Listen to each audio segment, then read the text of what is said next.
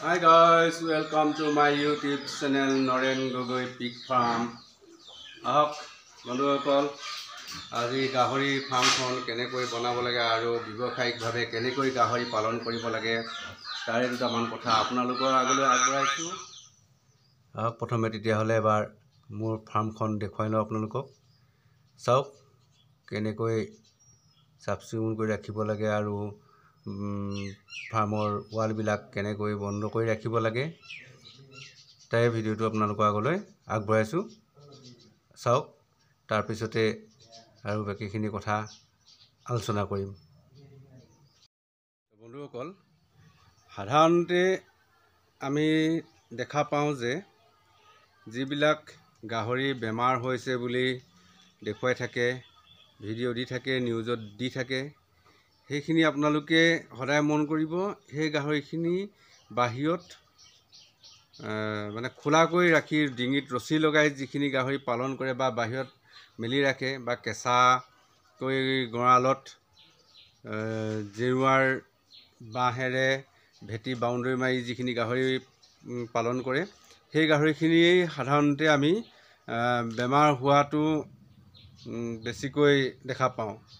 সেইকাৰণে সকলো পালক বন্ধুসকল আপোনালোকে চাব, এখন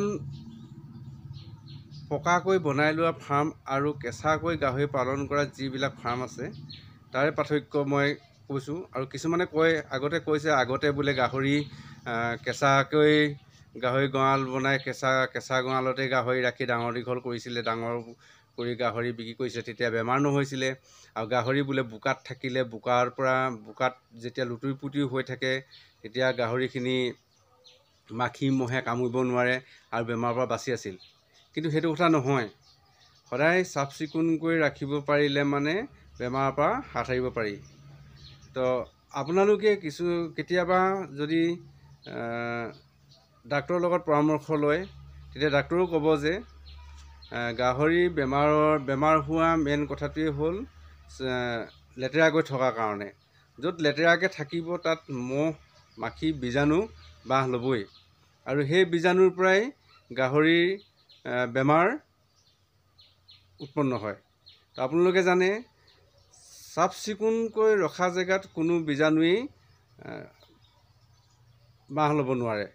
সেইকাৰণে সদায় ফাৰ্মখন বা গাহৰি গঁৰালখিনি চাফ চিকুণ জেগা হ'ব লাগে আৰু ধুনীয়াকৈ পৰিষ্কাৰ কৰি ৰাখিব লাগে, যিমান পাৰে সিমান পৰিষ্কাৰ। আৰু ৰাতিপুৱা শুই উঠি এবাৰ ফাৰ্মখন ভালকৈ চফা কৰি আৰু গাহৰিখিনিকো পাৰিলে গা ধুৱাব লাগে।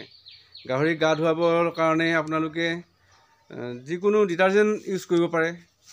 কাৰণ কেলৈ, ডিটাৰজেণ্টত যিটো খাৰ থাকে তাৰ পৰা বীজাণুমুক্তও হ'ব পাৰে। তো সেই বীজাণুত আপোনাৰ যিটো আমি সৰু চেৰপা বুলি কওঁ, চেৰপাবিলাকো চাৰ্ফ টাফ দি যদি গঁৰাল পৰিষ্কাৰ কৰি ৰাখোঁ তেতিয়াহ'লে সেইবিলাকো দূৰ হয়, মহো বহুত কম পৰিমাণে হয়। আৰু আমিতো পটাছটো প্ৰায় ফাৰ্মত ইউজ কৰিবই লাগে।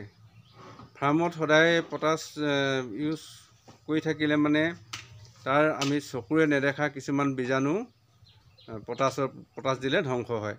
সেইকাৰণে পটাছটো ইউজ কৰোঁ। সদায় নিদিলেও আমি গঁৰালটো পৰিষ্কাৰ কৰাৰ পিছত এসপ্তাহৰ মূৰত এদিন দিলেও যথেষ্ট আমি উপকৃত হওঁ। তো বন্ধুসকল, আপোনালোকে ফাৰ্ম যদি গাহৰি পালন কৰি যদি আপোনালোকে ফাৰ্ম বনাম বুলি ভাবিছে, তেতিয়াহ'লে ফাৰ্মখন সদায় আপোনালোকে পৰাপক্ষত পাৰিলে পকা বনাই লওক, যাতে গাহৰিয়ে খচি গুলি গেলা কৰি তাত লেতেৰা সৃষ্টি নহয়। যিমান পাৰে পকাকৈ বনাওক আৰু সদায় চাফ চিকুণ কৰক। এনেও এষাৰ কথা আছে যে পৰিষ্কাৰ পৰিচ্ছন্নতাৰে ভগৱানকো পাব পাৰি বুলি কৈছে। তো তেতিয়াহ'লে বন্ধুসকল, কিহৰ আমি ইমান হেৰি কৰি থাকোঁ। এতিয়া মই আগতে কৈছোঁৱেই, যিবিলাক গাহৰি বেমাৰ হয় সদায় চাব আপোনালোকে। যিবিলাক গাহৰি মুকলিকৈ বান্ধি ৰাখে, ডিঙিত ৰছী লগাই এৰাল দি ৰাখে, সেইবিলাক গাহৰিয়ে সাধাৰণতে বেমাৰ হয়। সেইকাৰণে বন্ধুসকল, তেনেকৈ গাহৰি পালন কৰি আপোনালোকৰ লছত যোৱাতকৈ আপোনালোকে দুটকা খৰচ কৰি পৰাপক্ষত গঁৰালটো আপোনালোকে পকাকৈ বনাওক আৰু পকাই বনাই গাহৰি পালন কৰক।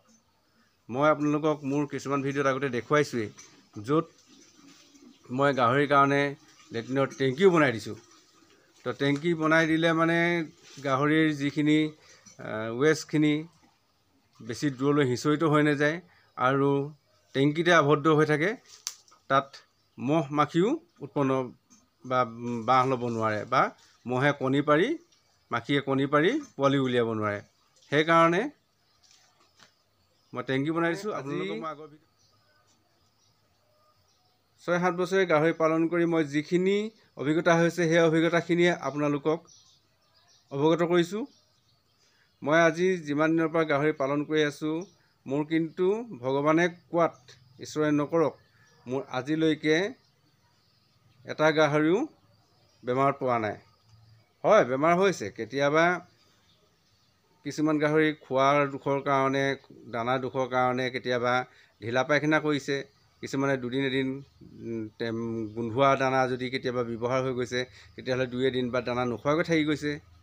তো সেনেকুৱাখিনি হৈছে, কিন্তু মই আজিলৈকে লছত পৰা নাই। সেইকাৰণে বন্ধুসকল, আপোনালোককো কওঁ যে আপোনালোকে সদায় গাহৰি ফাৰ্মখন পৰিষ্কাৰ কৰক আৰু গাহৰি ৱালৰ চাৰিওকাষে যিকোনো বেৰা দিয়াৰ ব্যৱস্থা কৰক, যাতে বাহিৰৰ পৰা চৰাই চিৰিকটি আহি এই ফাৰ্মৰ ভিতৰত সোমাব নোৱাৰে বা মহ মাখিও আহি পৰাপক্ষত সোমাব নোৱাৰা কৰিব পাৰিলে বেছি ভাল হয়।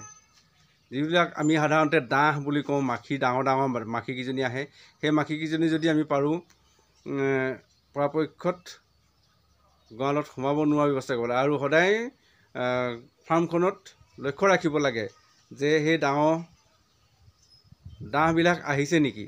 যদি আহিছে, সেইবিলাক হয় কিছুমান হেৰিয়াৰে পাতৰ পৰা আদি কোবাই হ'লেও সিহঁতক ধ্বংস কৰক, নহ'লে কিছুমান মেডিচিন ইউজ কৰক, যাতে মাখি ফাৰ্মত উৎপন্ন হ'ব নোৱাৰে। তো বন্ধুসকল, আজি ভিডিঅ'টো বহুত বেছি দীঘলীয়া নকৰোঁ, আজিলৈতো ইমানতে সামৰিছোঁ। আকৌ পুনৰ লগ পাম আপোনালোকক নতুন এটা ভিডিঅ'ত। আজিলৈ ইমানতে সামৰিছোঁ। আৰু শেষত লেট্ৰিনৰ টেংকিটো মই কেনেদৰে বনাই থৈছোঁ তাকে আপোনালোকক চমুকৈ দেখুৱাই দিছোঁ। এচব টেংকিটো এনেদৰে বনাই থোৱা আছে। আজিলৈ সামৰিছোঁ। ধন্যবাদ।